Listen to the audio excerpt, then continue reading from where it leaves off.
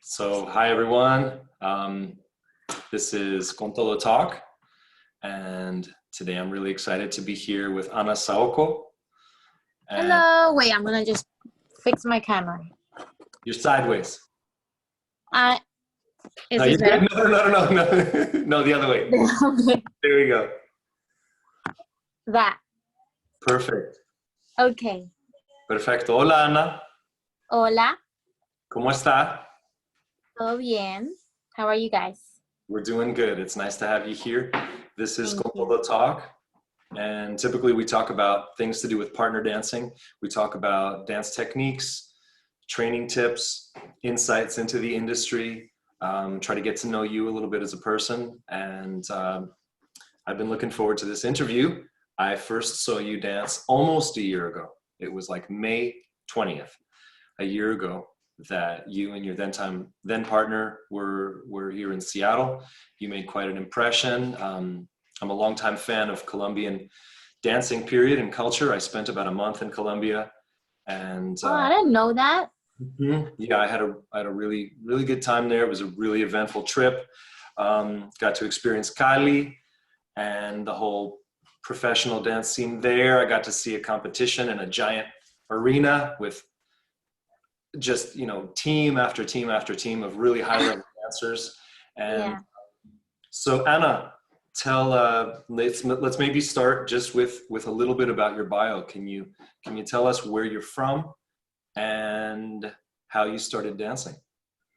Okay, so I was born in Colombia.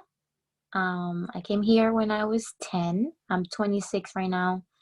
I started dancing when I was 13, like officially going to a dance school. But socially with my family, I was always dancing, and they knew that I had something for dance. But it was only until we got to this country that I was able to go to a dance school, and that was pure Colombian style. That was just salsa caleña all the time. And And that was here in the then States, or that was in Colombia? that was in New Jersey, Elizabeth, New Jersey. So that was after I got to this country. And then let's say 8 years after that, I started learning mambo. And that's when I guess a lot of people started to get to know me. But I was dancing already for a while before that. And what made me start dance? I just love it. It's like culture, is tradition. And then I'm very disciplined. So when I started dancing, I really got into it, and I love practicing back then more than now. and and I just never stopped. My family thought it was gonna be just a hobby, and it became part of my life for all this time now. Now, in Colombia, salsa is unique. It's obviously a place where certain styles of salsa have come from. From what I understand, even like cumbia has some of its strong roots on the coast Yeah, of Cartagena. It's got that indigenous culture influence along with the African influences. yeah. And um, I've heard it hotly debated and argued as to whether cumbia comes from Cartagena or whether it's from a different country. But I know that Colombia factors in the cumbia market. Yes, That's part, folklore. yeah, the folklorico. And but when people talk about Colombian salsa, that's a unique thing. It's a specific genre within salsa. Can you tell us a little bit about that? What you Well, start. when people say Colombian salsa, it's really originally it would be salsa caleña, which is from a specific city in Colombia. But then it got so popular that everybody else in Colombia started doing it, and now is known also as Colombian style salsa. But it was originally in Cali, and that's where I was born. And I think a lot of the roots or a lot of the inspirations we got before we started dancing salsa caleña was like rock and roll and Mexican cumbia. If you've ever seen Mexicans dance, like back then, they really look like I look, and I'm like, wow, that's how we really dance. So we were looking at movies and things like that, and just started copying these people and creating our own salsa because it doesn't really look very similar to mambo sometimes. It could be similar, but not really. And then we dance on one, we don't dance on two. Um, so it's fast footwork. It's what can I say? It could be, there's not a lot of patterns in like spinning. Spinning techniques is not what we're great at, but we've have adopted, and we've tried to how do you say it?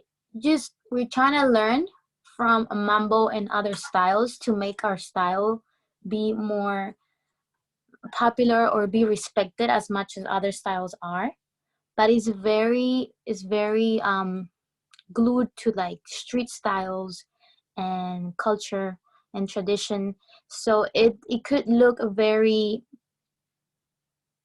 not professional, you know. But that's what's beautiful about it, that it doesn't come with rules. And rules have been applied to it just because we want to be respected, we want to be known.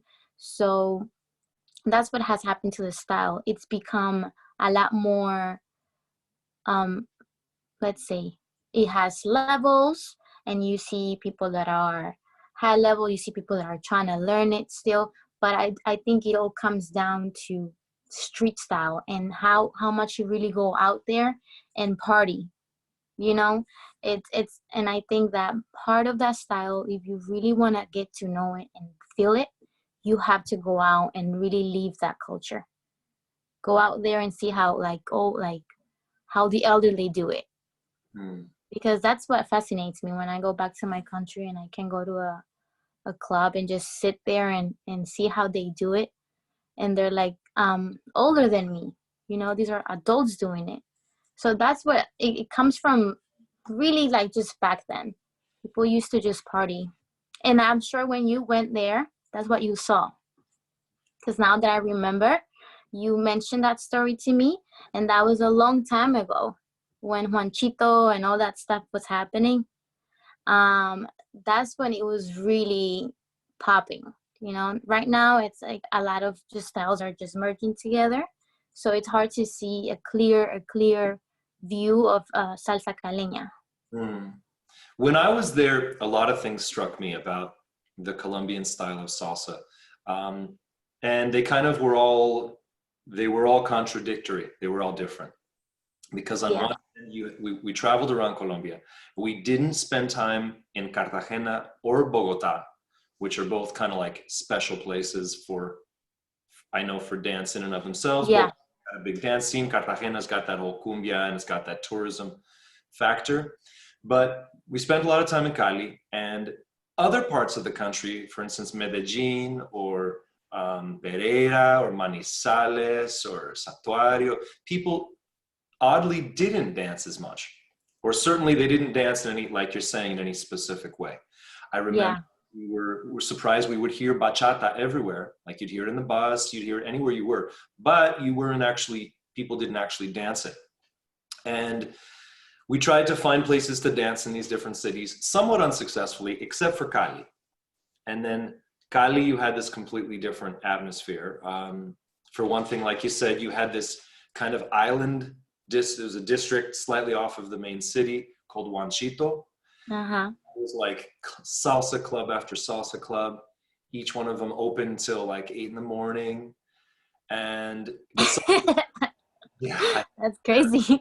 cab ride home at 8 in the morning was intense. I remember that. And I've had some Yeah, cab rides around the world. But other things that I noticed about it were, when we would go out to dance, there were some very unusual things that were different from the salsa culture that I was used to. For one thing, when people went out to dance, it wasn't like they went out and then just danced with everyone in the room. You'd kind of go out with your friends, and you'd see these groups of people, and they would dance a little bit, but it was mostly just kind of like out to party. Even the professional dancers that were there, they were out to hang out with their friends more. It wasn't like in the States where you show up, you put on your dance shoes, and and then you just dance with everybody else. just dancing with everyone, right? It was Yeah, it's really different. different. It was really different. And the style is so unique when you see people dancing. And when we, as, I don't know, American dancers or people that had learned to dance salsa in the States would dance with people, for one thing, the Boogaloo style, the Cali style, it was so, there was so much in terms of footwork. And that was unusual because I didn't quite know what to lead, and people were kind of confused with what I was doing. And I was there with a guy named John Narvaez from, Uh-huh. yeah, famous dancer. And both of us, he hadn't been there in years, and I'd never been there. And both of us kind of had little interesting moments where we would dance, particularly with the people that you're talking about, where it was more of just the street style. And that was mostly what we thought of as cumbia. But there was it was still an amazing flavor. There was this flavor that both of us would come off the dance floor and be like, okay, that my partner had no idea how to do a crossbody lead, but they really felt in touch with the music, and they were really special to dance with. So tell me, how do you feel that, how is salsa accepted as a Colombian? Like, is it something that your family looks up to if you are planning a career in that? Is it considered a good pathway? How is it respected as a career choice? You mean in my family or in general? Maybe both. How was it for you? How growing? Maybe. Well, like I said before, it's like very culturally and traditionally respected, but in terms of a career, I wouldn't say my family was looking to have me do that. It probably took them by surprise. It's still not something that I do that pays like my bills, you know. Particularly, it hasn't gotten to that point. And I've let that be like my passion, and I haven't put a lot of pressure for it to become something that is gonna, like, you know, be the way I live. So I always went to school, and I have a career in physical therapy, and I love like health and all that stuff, and I want to keep going with that. They do respect it, and they think it's something to be proud of because it represents us. But in Colombia, there's tons and tons of schools and dancers that this is what they do. This is how they pay their life, and then, you know, this is their lifestyle. So I respect people that really devote themselves to doing just that, and I admire it, and I wish I was a little bit more risky. But I like stability, you know. I like to feel stable, and I like feeling that I have, tomorrow I'm gonna have this, and in a month I'm gonna have that. It's not like, let's see what happens. I hate that feeling. But now that this is happening, how ironic is that, you know? Even with any career, any effort you did to have a stable life right now, it doesn't really matter, you know. So right now what I'm doing is dancing. This is the only thing I could do. I can't even do what I did in school. So I guess now they see that at the end of the day, dance doesn't stop, and that I could use my roots and where I come from to do something, you know. So I guess the value that it had before has increased more these days. And in general, I think everybody respects an artist. You know, it doesn't matter what you do. Art is beautiful, and devoting yourself to doing that, it's beautiful too, because it's not easy. As an artist and as a woman in these two different careers. So you've got physical therapy that you went to school with, which is its own career pathway. You had a job, you're in the East Coast, you're doing that. And then you're getting into the world of salsa, performing, maybe teaching, traveling a little bit. What were some of the things that stood out to you as as contrasts, or I've said contrast once in this interview, so I'm cut off from using that term again. As like, what are some things that stood out between the two industries in terms of how you're viewed, how much respect you're given, how much power you have within your job? What were the things that stood out to you? So I just want to understand the question better. So you're asking me what stood out to me in both careers and how they contrast each other, or you're asking me just about the dance career? From both. I'm really interested in your physical therapy career, and actually I want to talk about physical therapy for dancers in a Yeah. little bit, because I think we all need physical therapy. Yes. We work on our feet and, dancing all those hours, but being in those two different careers, which you kind of went to school for both. Yeah. What were the differences in how much power and control you had within them? Yeah. And how you were viewed, respected, treated, etc. Mm-hmm. So it's actually funny because even though they're two different careers and people sometimes they don't see how they can merge. I use both of them so much. I use it when I rehab my patients. I use it when I train myself. I use it when I teach, because physical therapy is a movement. It's you study movement and you study how people should move, and you study how to get them back to moving. So I feel that I have so much power because of that. Power in terms of what I can do or how I can help somebody achieve whatever they want to do. If it's dance or if it's just I want to walk again. So it's funny how in physical therapy, I'm a clinician. It's a clinic setting is different. It's not about popularity. It's not about, oh, if you look good that day or how's your makeup. So it's a lot more, is it deeper to me. So I can disconnect from all the loudness of social media and yeah, popularity. If people know me, if people don't know me, doesn't matter where I come from. It's all about helping. But it comes back to dancing. I see them walk and I see them move, and I see bodies differently. So the way I help them, it's different from how somebody that doesn't dance would help them. And in dance is different. Dance comes with other things. Apart from art being beautiful, it comes with a lot of other things that are heavy sometimes. Like, people liking you or people not liking your style, or trying to make salsa caleña be respected as much as mambo is. So they both come with different pressures, but I would say the atmosphere in dance can be a lot heavier, can be a lot more like I have to take a couple deep breaths when I'm in the salsa world. But when I'm in physical therapies, it's a lot more, mm, it's more about me helping somebody. It's not about me standing out.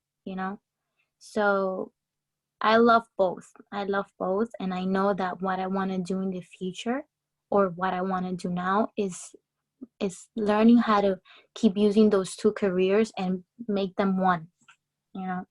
And that's what I've been thinking more about this time. Tell me about those Mhm. deep breaths. Sorry, I didn't mean to interrupt you there. And I'm No, no, curious, no, no. Go ahead. when you talk about a deep breath in the world of dance, and being being a woman in the world of dance, being a dancer, period. What are some of those challenges that you faced, or that you see other people facing? In the salsa world or in the dance world, I think accepting yourself is probably the first obstacle. Accepting yourself with all the things that you have to learn still, and accepting that whatever you have already is enough. And that's super hard, because you unconsciously are always being compared to somebody else, because that's business. That's how people choose their teacher. Not everybody picks their teacher depending on what they know or what they have spent time learning. They sometimes pick on popularity. So deep breath on that. Like, okay, I have to understand that maybe I have to work more on my social media, even though I think I should spend more time learning how to spin better, or like learning how to teach weight shifting better, because I think that's really what's important. But so you have to kind of put time into things that sometimes are not what you love, and that sometimes is hard. Also, going into events and have to social dance, or I have to do this, and sometimes just being a dancer, it's already a big job. Just practicing and staying in shape and being there for class on time and having a class ready, that's already a big thing. And then plus nightlife, it could be like, especially we don't want to dance every day. That's the truth. We know we're dancers, but doesn't mean that we want to party all the time. So it comes with a lot of things that are not really what I would consider art. It becomes just a lifestyle, you know. Part of why I like to keep my two careers, because I know that I I want to do other things, not just that. So those are the deep threats I think. I think I take sometimes is because of all the stress that comes with being a dancer and being known. It comes with more than just studying movement and taking classes. It comes with a lot more. What's your favorite drink? Totally different question. Agua panela. What's in that? I don't drink myself, so I have no idea what you're talking about. But agua Yeah, panela. agua panela. So agua panela, I want to say that right. Say that one more time. it's agua, like Agua. water. Okay. Panela, I don't, I was looking that up because I went grocery shopping here in PA and I couldn't get that anywhere. That's the mad Spanish. That's mad Colombian. So it's like cane sugar, and it's like brownish. It's round. It's brown. It's all cane sugar. And then you put this block of sugar and you let it melt in water, and then you add lemon. And that's crazy. That's my favorite drink in general. Alcoholic drink, I don't really drink that much, but that's my favorite drink, and we have it all the time in the fridge. So it's just cane sugar with lemon There you and water. So it's got, and is it got alcohol in it, or is this just a sweet drink? It's just a sweet drink. I just said that I don't really drink that much, but Okay. because as was my favorite drink, that just popped into my head. Agua panela. Is that something you grew up with? Yes, yes, and we also drink it without lemon and hot, and we eat it with cheese. You Now, have to try that. okay, so is this like in growing up in, you said you're growing up in New Jersey, right? Yeah, well, yeah, I came when I was 10. So, So when yeah. you were in New Jersey, like were you going in the backyard and your parents had sugarcane trees, they were chopping them down? No, no, no, no. Well, unfortunately, we have to buy these things. In Colombia, they do make them. Um, but we just buy the block of cane sugar. Yeah. Look it up. Okay, I will. Agua panela. I definitely will. Um, One of the things that I wanted to chat about today, just because it's something I haven't talked about in these interviews, is dance shoes. I want to spend just 2 seconds on dance shoes. Tell Yeah. me about what how do you view dance shoes? What kind of heels, do you only dance in heels? What kind of heel, if you do, what kind of heels are you dancing in? Yeah. Yeah. So I did note that you wrote that in the description of the event, and I was like, damn, what am I gonna say when he asked me that? So I like heels. I like high heels, 3 inches or higher than that. and I like heels that look skinny, heels that look like you're gonna break your ankle in a second or two. But that's how my foot looks, really sexy. Like it's really high, so my foot looks like this. The brand, well, I've used different brands, and it comes out that the most expensive brands are the most comfortable ones. But high heels are gonna kill your feet no matter what after 2 or 3 hours. It's not healthy to wear them anyways. Um, right now I do not wear heels all the time because my feet started acting up this year or last year. They hurt a lot. So I only use them when I have to. If it's a lady styling class, I have to wear them because that's just, I have to show them how to do it in heels. Um, anyways, when I train my dancers or when I train myself, I strengthen my foot without a shoe to get it ready for a shoe. In order to get in heels, your foot has to be strong. You have to be strong to be able to maneuver them. So training for heels starts without heels, and then you put them on. So right now I practice barefoot, and when I really have to get on them, I do for videos or for lady styling, like I said. But I like them high and I like them really thin. Now, I'm an admirer of people who can dance in heels. I'm one of those weird people that I actually think that um, that people look sexier in flats. That's just me because I like the way people Girls move too? in flats. Yeah, definitely. I You like think I look flats. sexy in flats? I think so. I like flats because I love when you're dancing with someone who's in flats. They have a different. Well, it's easier, right? They're a little. Of I don't know, course. they're more grounded. And so that's just me because I like the athleticism of someone and the casualness of that end of the night feel where you're like, I just went and put my jazz flats on or whatever. And I really do like it. I really do think that follows are very sexy in flats. But I also, as a dance teacher, you see, obviously one of the main questions as people come into dancing is, what shoes should I get? And then you'll see people getting heels, and they really do struggle a lot in Yeah. within it because yes, you can feel confident in the fact that you're maybe taller or that the foot has a different angle. It puts your weight forward over the ball of the foot. But like you said, it's difficult to walk in those suckers, let Yeah. alone complicated salsa. So how do you prepare your feet as a physical therapist or strengthen your Yeah. feet your ankles to be able to do that stuff? Yeah. So what you said was perfect. When you put heels on, your body weight it's pushed forward, right, into the ball of the foot. So one thing I work on is body alignment. For people sometimes don't realize that balance comes from the whole body being aligned. It's not just your ankles trying to figure it out.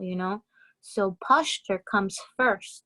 Then once you have a clear understanding of your body alignment, then transferring that a little forward, um, it's the key for heels.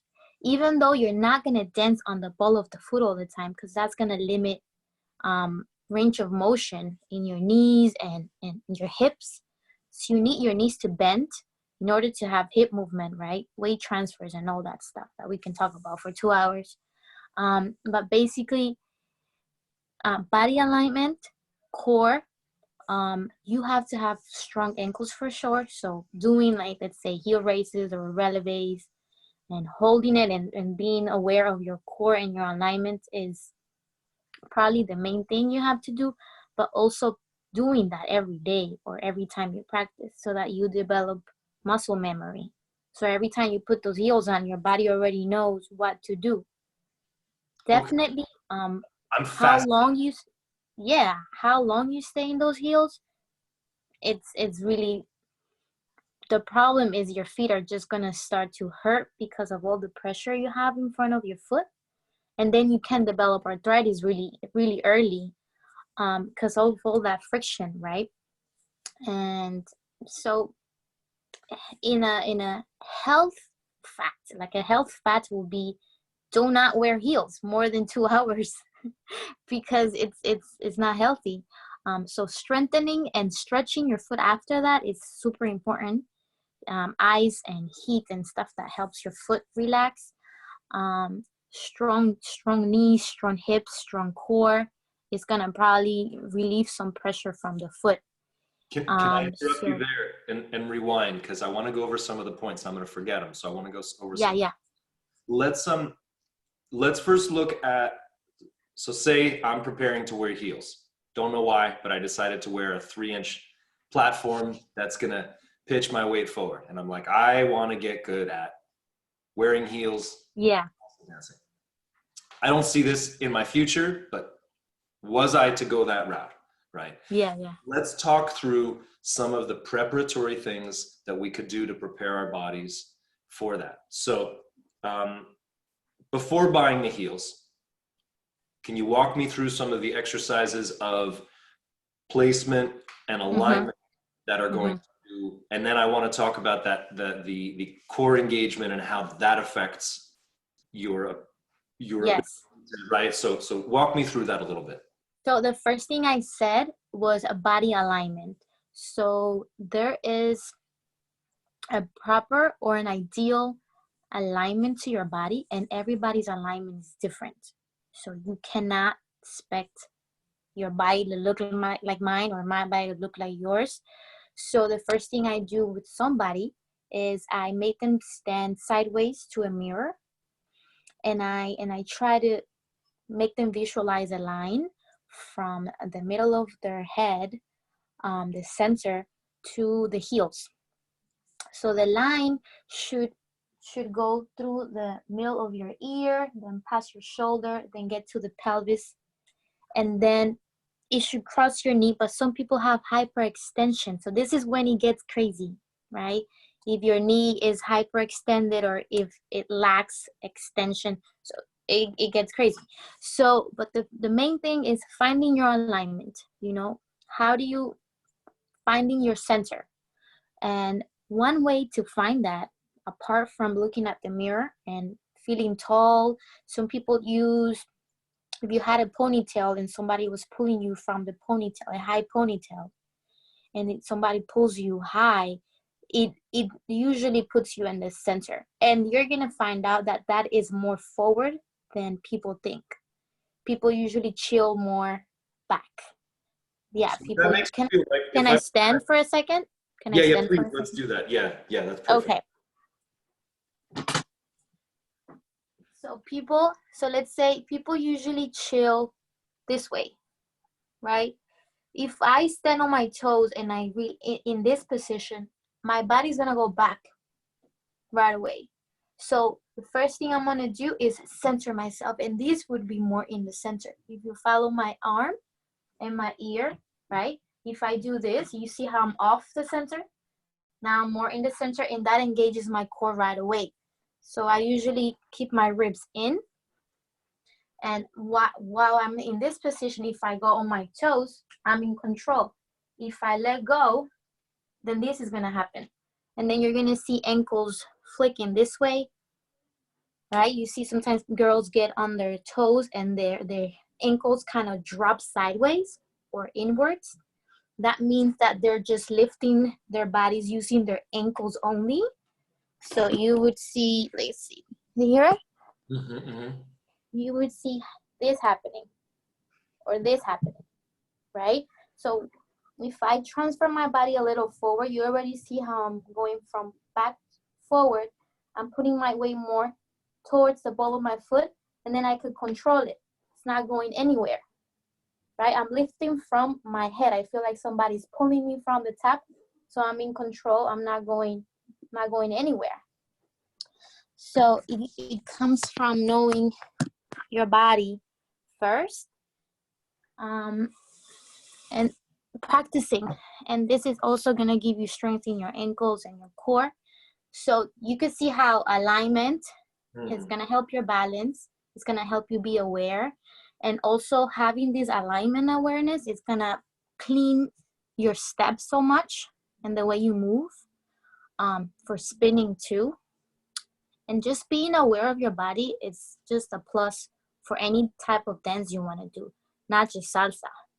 When I went to massage school for a Yeah, year, did like that 6 months of kinesiology and sort of, and I really like geeking out on this because especially as I get older, I find that when I have localized pain or a difficulty, or you have some arthritic manifestation, right, from repeated movement, often I have to access other parts of my body to create lift and support that I wouldn't have thought was a thing. For instance, when I have knee pain, when I run or sometimes dance, I find that lifting into the, like through either the pelvic floor muscles, sometimes psoas or iliacus, like those anterior kind of like abdominal slash spinal support muscles. yeah, And that's unusual as a dancer because you don't really, or I didn't tend to think that, okay, if there's knee pain, if I use my core, that's going to alleviate knee pain, let alone foot pain. But the older I get, the more I see that we are actually sort of like a sheet of cloth or whatever, that when you pull yeah, on the end, the rest, it affects the rest of it. yeah. So talk to me a little bit about the ideal abdominal lift to give you that ability to support the heels. So let's say that the pelvis or the center of your body carries or it's the, instead of thinking, let's say, wherever your pelvis goes, your body's gonna follow, right? So if I don't have control of my pelvis, if I'm not aware of it, and let's say I'm doing a push-up, right? Sometimes people do push-ups and they believe that it comes all from the arms, right? And they never really pay attention to their low back or their pelvis. So you see a lot of people doing push-ups with their spine completely arched, right? And you see only this happening.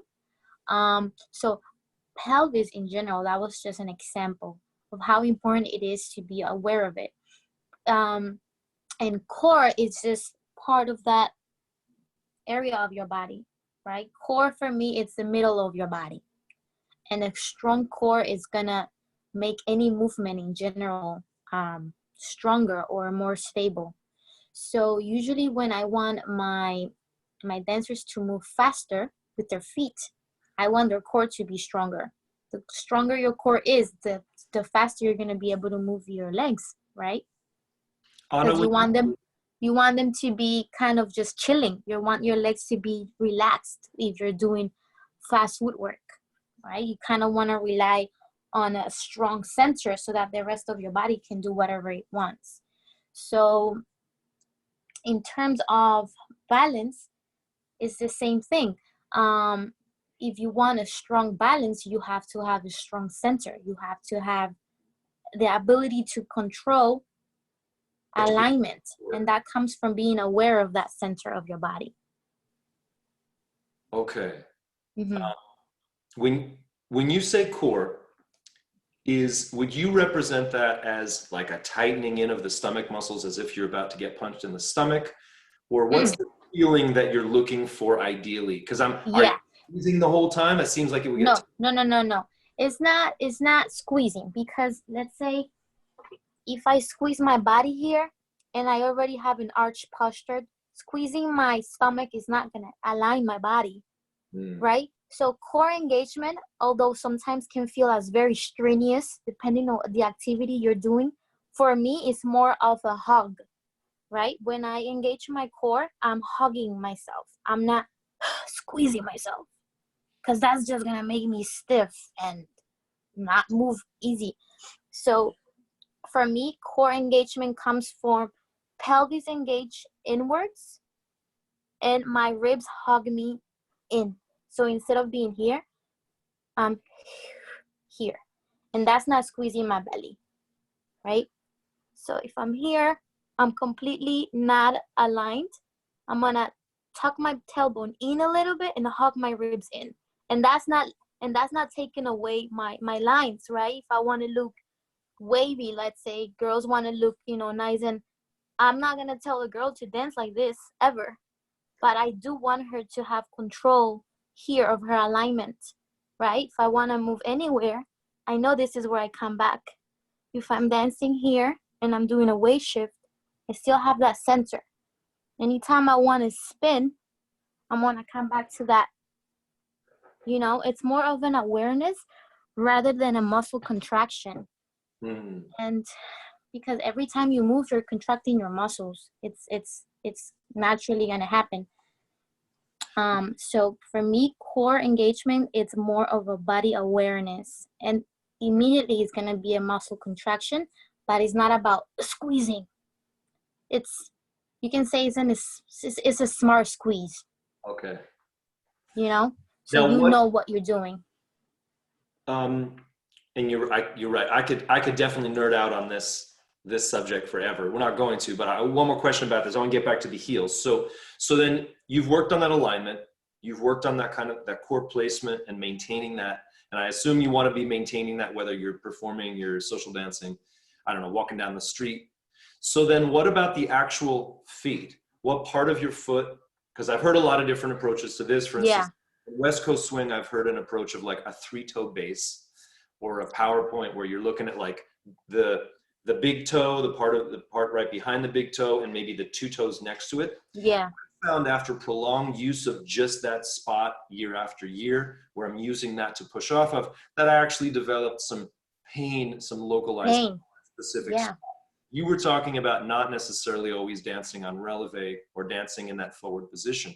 How do you like to use the foot in terms of how much of the time are you spending on that front part? Are you mostly focusing on the front inner part of the foot? Are you using the pinky toes as well? And are you using the rest of the arch or even the heel when you're dancing in heels? Yeah. So the problem with foot placement is that foot placement or ankle placement, because when you mention ball and putting your weight, you're gonna notice that for you to put the weight on the, let's say, the big toe, because a lot of girls say put everything on that big toe, you have to literally push your ankle in. Once you push your ankle in to be able to be on the ball or on the big toe, your whole hip rotates. So alignment, it comes back to that. If your ankle moves in, your knee moves in. If your knee moves in, your hip is gonna move in, and then you're gonna create that little flare here. So what happens with foot placement is that it affects the image of the person. And for girls, that little adaptation that we have used, putting the weight on that big toe, it makes us look a certain way, right? So I think that drape, that ball. Yeah, it gives you that. It's very feminine. It also kind of puts your body a little bit more forward. You're gonna see that salseros, we don't really dance like this, right? If you do, sometimes it's more of is here, right? So I think that is more about image. I want to, of course, respect everything that people have said, but when I'm dancing, depends on what I'm trying to do, depends on the footwork. I use different parts of my foot. Sometimes I like to use my heel. Sometimes I like to dig on my heel. Sometimes, depending on the intention that I have for the footwork I'm doing or whatever I'm doing, I use the outside, the inside of my foot. But when I really want to look feminine, I do know that I put a lot of my weight on the big toe, because it's just gonna give me that little, my body looks different, my steps look different, I have more hip movement. It just changes everything. So it's not so much about foot placement, it's about what do you want to look like? What are you trying to do? I like when you said that you like how girls look in flats. That's really cool, and that makes me feel nice because it relieves some pressure. Because you always feel that you look cuter or you look nicer in heels. But when I'm dancing in flats or barefoot or whatever that is, I could do so much more. and I could use my heels so much more, and I push off from my heels, and sometimes I put the outside of my foot as well. If you have seen salsa caleño soloists, you're gonna notice how many different parts of their foot they use. Sometimes they even jump in the outside of their foot. It's crazy. So I do not believe there is a proper way to use the foot. I think there's a proper way to use the foot, depends on what you're trying to do. So sometimes when I'm teaching my classes and I'm teaching specific footwork, I could say you're going to use the big toe, you're going to use more the heel, or you're going to go back from the heel to the whole toe area.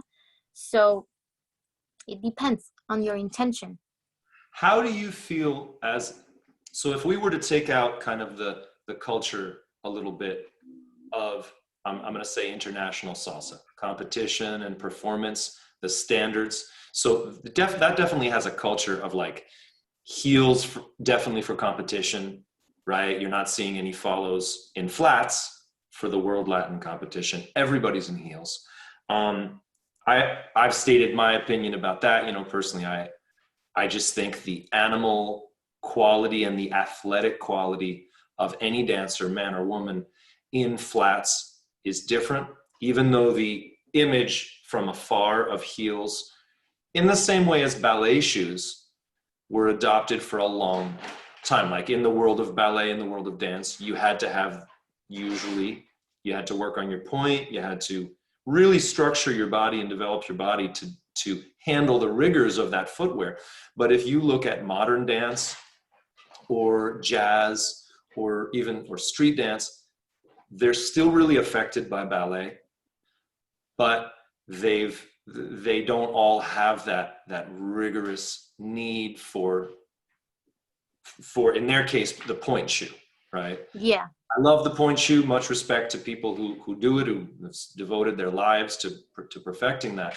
But I still prefer. I don't care. I still prefer the way it looks in flats. How do you feel as a culture and as a woman? Would you like to see a world where you could compete in flats? Do you think that that's something that could change? Are you go heels all the way for performance? I'm talking about in the perfect world, the fantasy world, where Yeah. right where So there are some competitions where if you look at the rules, it never says that you have to wear heels. I've never seen it myself. It's just that it doesn't look, for people, if they see a girl wearing flats in a competition, they're probably gonna say that she has an easier it's gonna be easier for her to win, or it's gonna be easier for her to do certain things. So it sometimes it comes out that you want to be able to win with all the other difficulties that the other girls have. So if you put on heels, you're gonna be in the same difficulty level as other girls. But I don't think that it should be a rule like you have to wear heels. No. And I've actually want to compete wearing flats because as a soloist, I want to be able to show different footwork that I wouldn't be able to show in heels. like what do you think you could do better as a dancer? Like there's a lot of footwork that requires for you to use your heels, or the effect of a roll in a heel. It's so fascinating. It's impossible to do it with a heel because it's dangerous. The heel's too thin. The moment you put your weight on this heel and go like this, you can literally break your ankle. So it limits you from a ton of different movements. You can spin on your heels. You can do footwork on your heels. You can slide on your heel. There's like a bunch of things you can do. And if you put heels on, like a heel for a girl, it limits you completely, you know. So I think I've seen girls wearing like mambo heels, like the Cuban heel that guys use, that is a little high but is square. Like a character shoe. Yeah, I love those. Okay. I think that's pretty cool. And Now, from what I know, there's no rules, there's no competition that says that girls have to use heels. yeah, it's not inherently in the rules, of course. And again, I really do respect everyone out there who might be watching who's who believes in heels, likes them, feels good in them, Yeah, etc. yeah, yeah. Simply, I get confused about a couple things around it. One, the obvious question of why the guys aren't wearing heels, because it would certainly, I mean, I understand culturally and aesthetically, right? The guys are like, no, that's not a thing for us. But why aren't the guys handicapped in there? If you guys are handicapped, if only by the pressure to win, because most of the people winning that I see are in heels. And I also get confused because when I watch high level dancers in other art forms, including, I mean, really badass dancers um, what's Derek Hoff's sister's name? Is it Julian Hoff? Um, like Dancing with the Stars instructors, for instance. So they ballroom has a massive emphasis on aesthetics and lines and heels, but yet they Mm-hmm. do a lot of the numbers in flats and sneakers. There's that ease of it. It's less confined. And I wish I saw that more on stage other than Yeah, simply like an Afro-Cuban, because you'll see someone barefoot or they'll be in like the little toesies, the leather, the little yeah, thing, yeah, yeah. right? Um, Personally, that's just my own, you know, that's just kind of what I would love to see. Um, and At the same time, I have friends that teach heels classes, and there's guys doing them. Yeah, no, and that's a beautiful thing. I think I've seen people do things in heels that I'm like, wow, like that's amazing. It's still something that it's like it's beautiful to see. But it's also I also think that sometimes the heel um gives you a look that it makes everything look fancier. But you know what? When you have a technique and you have that body awareness, um, dancing with or without heels is still gonna give you that flair. It's still gonna make you look professional. So I think um, when a dancer has that body awareness, like you said in ballroom, these dancers are so good. I mean, you just see them walking in, and you're just like, okay, they're about to do some crazy. You know what I mean? So I think the way people carry themselves it's far more important than how what shoes they're wearing. And sometimes when somebody knows how to use their bodies, and you see them move, and it's already like beautiful, and you don't even know what they're wearing. So sometimes I think a heel it replaces a lot of other things that are so important, like body awareness or whatever you want to call it.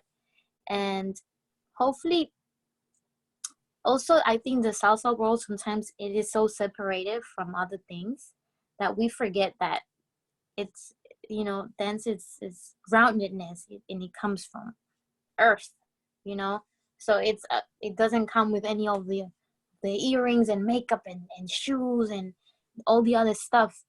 um it also comes to that topic of why do we have to wear like stones and shiny stuff, you know what I mean? Why can't we just wear this and perform? No, but we have to spend $500 in something, you know what I mean? So it all comes down to that. I wish I could compete in my regular clothes and still win. Anna, when I hear people talking about this, I often hear this sentiment expressed that, well, no one's going to pay like to see you just dressed in any old thing. Yeah. I've been in the dance world for 20 years. I have never felt that way. And in lots of other art forms, for instance, you look at West Coast swing or things, I mean, they look professional, they put their outfit together, but it's not based on a particular norm like that. The girls don't have to wear a certain thing. And personally, I'd pay just as much to see the dancers that I love dancing in sweats and a t-shirt and flats as I would. I don't personally think that the $1,000 costume really does that much more. I think if you are an absolutely top-notch dancer, where Mm-hmm. your skill and all of your tools and your art form are beyond question. At that point, if you choose to add in the amazing costume for that performance, I think that's really cool. But I also see tons of people stressing the hell out over buying their $300 costume that they're going to wear at one Congress, and then it's going to sit in their closet. And I mean, it's cool. And again, tons of respect to people who do this, because I really Yeah, no, don't for make sure. anything feel bad about that. It's not. It's more just the necessity for it. And I also always get confused with the costumes, because you'll see the guys in pants and a shirt, and I'd love to see that going both ways. I'm a straight male, right? I like seeing, it's nice to see girls in a short outfit or something. But again, if I'm just looking at the sexiness of it, I think people are just as sexy in jeans and a t-shirt, this person, Yeah. right? No, So it's about carrying, like how do you carry yourself, and when people are talented, it doesn't really matter. And I've seen the best videos sometimes in rehearsals when they're already like done, when they're sweating, when they're like, like the sweats in one side are like all the way up and the other side is like all the way down, because that's how they feel comfortable, and and that's how how fun they is dance that the too? best. Hmm. Anna, can you are you barefoot now? I You're, have socks on. you have socks on. Would you show us, just because you had tilted the camera before, so we could see your feet, would you show us just like a couple 8 counts of your trickiest Colombian footwork? Yeah. Now, not in heels, right? Just like Yeah, if you, yeah, yeah, for sure. yeah, Let's I'd do that. love to see that. Thank you.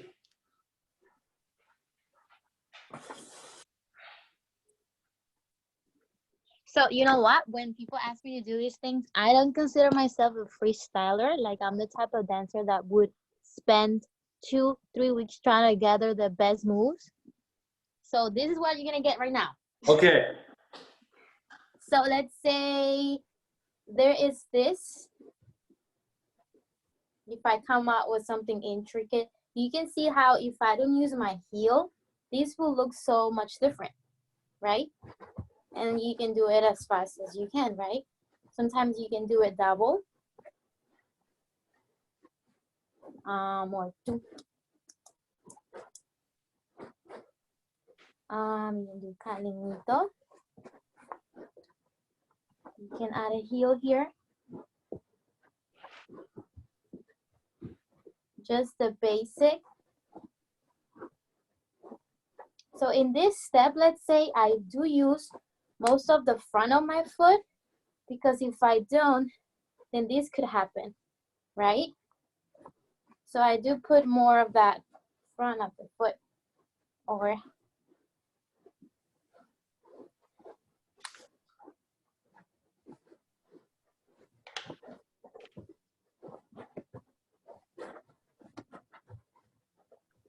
Okay. Cool. Awesome. Thank you so much. I love it. You. Thanks for showing off that footwork. I absolutely love it. I have so much respect for what goes into that. Yeah, thank you for that. Thank Um, you.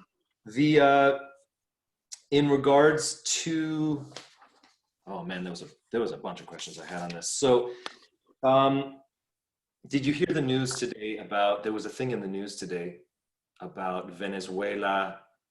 I don't know, something crazy happened with Venezuela and Colombia. There was like an attempted coup, like people came from, it was nuts. I just, right before we were going on, I saw that in the news that like people from Colombia went and attacked Venezuela. And I know did you hear anything about that? Not really. I was not. You know what? I do not watch the news as much as I should, because it just it's right now it's crazy to watch them already. Um, but I know there's a lot going on in Venezuela and Colombia too. I'm not sure what you saw. Well, I'm not gonna, I can't speak on it with any authority because I just saw it briefly, but it was in the news. There was like this thing. I know that that those two countries have a lot of history. Oh Um, yes. there's so let's. I want to talk to you about some other stuff. TikTok. What do you think of TikTok? I think it's cool. Some people are very good at it. I think that it's when I see it, I know that it takes a lot of practice for people to be able to do it like perfectly, right? I've never tried it. Have never tried it. I think it's nice. Because as a social media platform, the reason I mention is uh, TikTok has, I mean, it is whatever it is right now in terms of like there are videos that are popular or there's a certain TikTok style, but I feel like as it becomes less of a younger generation thing, and kind of like Facebook was. Facebook started out as younger kids doing it, and then everyone else. Yeah. The platform really lends itself to teaching dance well, and I don't see many salsa dancers, bachata dancers on it, mainly because it just works differently. But I'm always curious if artists are using it, if they've thought of using it, if they've thought of putting their art form, like their salsa caleña, bugalú, on that. Very cool. Next subject. I want to talk a little bit about um, Colombia and you teaching right now. Recently, during this time of COVID-19, I've seen dancers kind of there's outreach going on because they'll go online and they can have an audience from different parts of the world. Mm-hmm. Are you doing any classes in Spanish that are geared towards a Colombian audience? Mm-hmm. Because So what happens to me is that because my first language was Spanish, sometimes I would go into my Instagram and do a live video, and I would notice how many people only speak Spanish. Um, and they follow me, and they follow me also because a lot of my posts are in Spanish. And as much as I try to translate all the time, it naturally just happens. Um, but I always try to ask if somebody there doesn't speak Spanish so that I could, keep going back and forth, going back and forth. But sometimes I feel a lot more support or a lot more following from Latin countries, and um, just how I feel, and so I end up doing a lot of Spanish talking, and then if I do have to talk in English, I do go back and forth, but it always ends up as being Spanish, the main language that I use in my social media. do you enjoy Um, speaking in Spanish more than in English, or do you have a preference? um, I, of course, I feel more comfortable talking in Spanish because it naturally comes out. Sometimes I have to think a little bit, like let's say right now, I could be talking and then I have to like, okay, how do I say this? And then go back and forth. In Spanish, it's a lot more fluently. Even though I've been here for more than half my life, but in my house, we speak in Spanish all the time, and I listen to Spanish music most of the time. And my boyfriend, it's Colombian. He doesn't speak English, so so it just it is what it is. I like Spanish is still natural to me. I like that you're teaching in Spanish because I find, well, certainly the market's very saturated with online dance videos. Tons of people are teaching dance, and there's actually a curious lack of classes in other languages. Most of the classes are still in English, and Really? I think so. I think so because globally, people, a lot of the artists do teach in English. Um, I just think this is a good time right now for people to teach these different art forms in depth, not just for the U.S. audience or for the European audience. Yeah. Because in the Latin American audience, it's actually, if you don't speak English, it's surprisingly challenging to find the variety and level of classes in Spanish as there are in English. So I think it's cool that you're teaching like that. What is some awesome New Jersey Colombian slang that we can all learn? That's like, what's a Colombian thing in Spanish that no one else? I know pues. I know they say si pues. Okay. What else? Well, there's a lot of like slang that I know that is more from my city.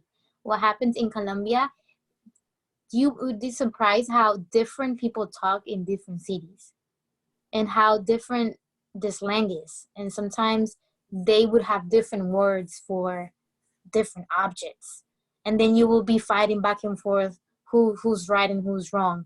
So I would talk more about the caleño slang. El parcero. Parcero, it's like a close friend.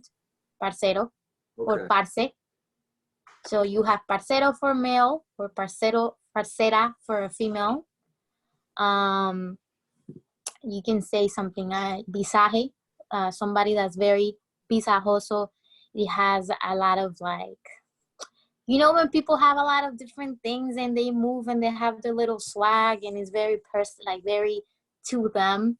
So you can call visajoso or Bisajo. somebody that's visajoso. Bisajo.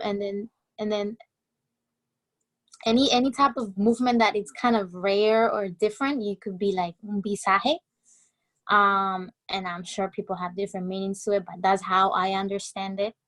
mm, So let's put those together. Give me a short sentence for people to learn that is just gonna absolutely make them sound Colombian in any room.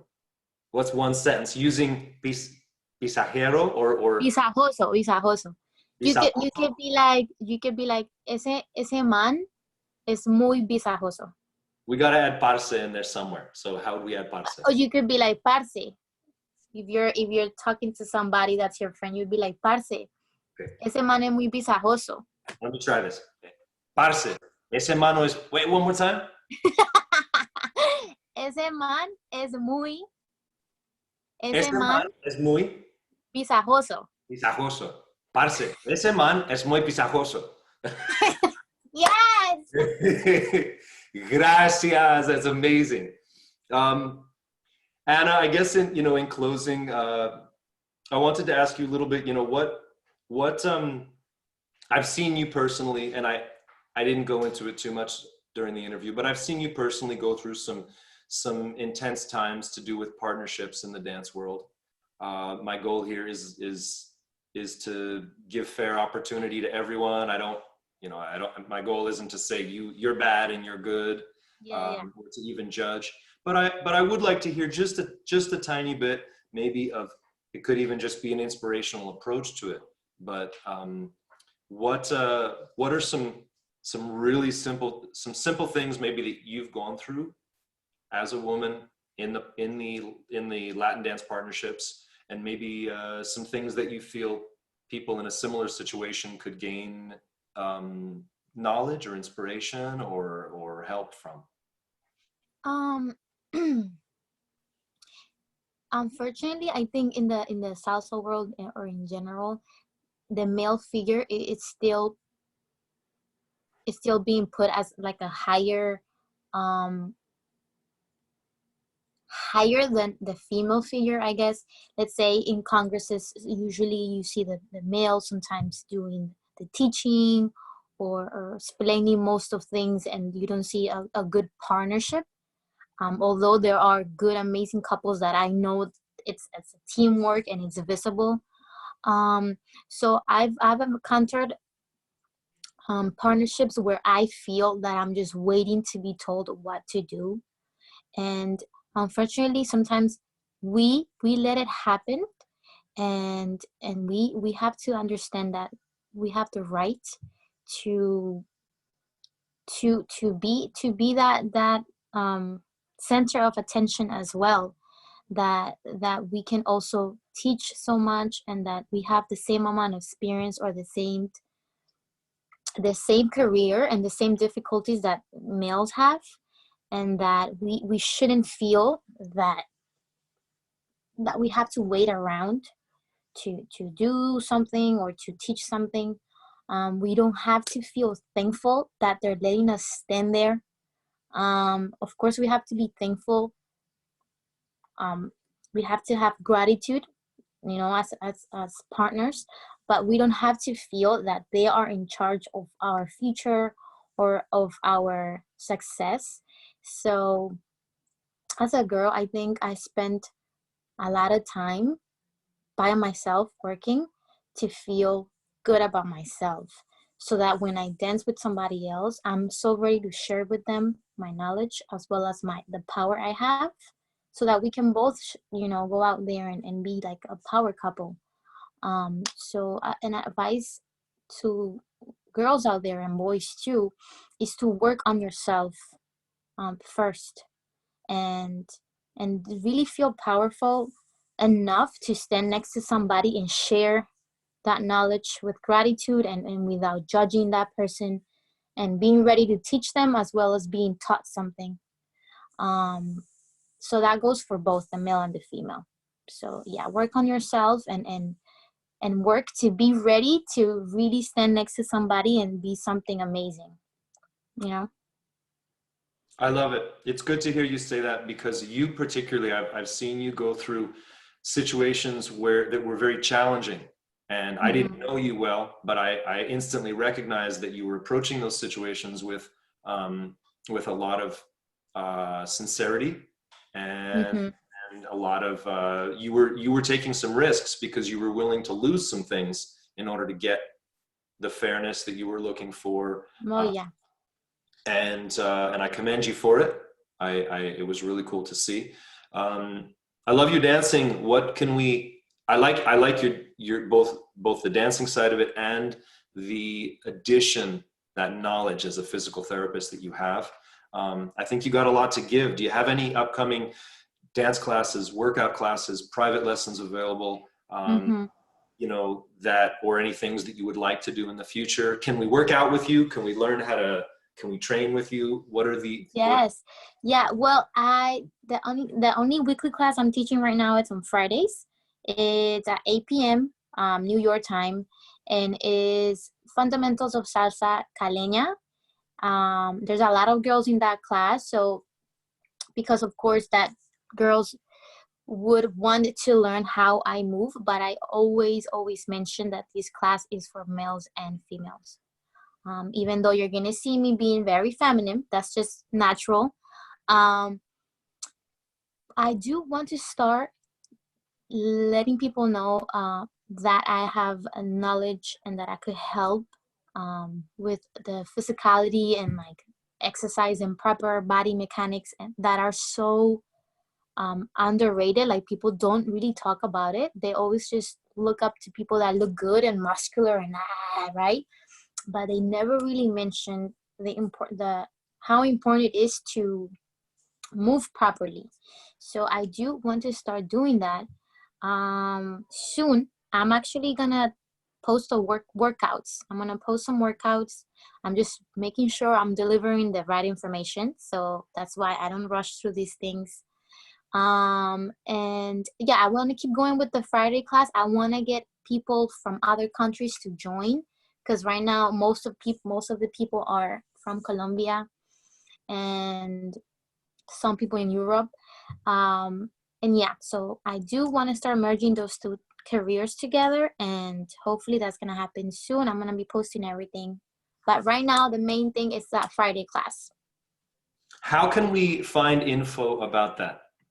About your future classes or present class? So I keep posting most of my social media. It's on Instagram.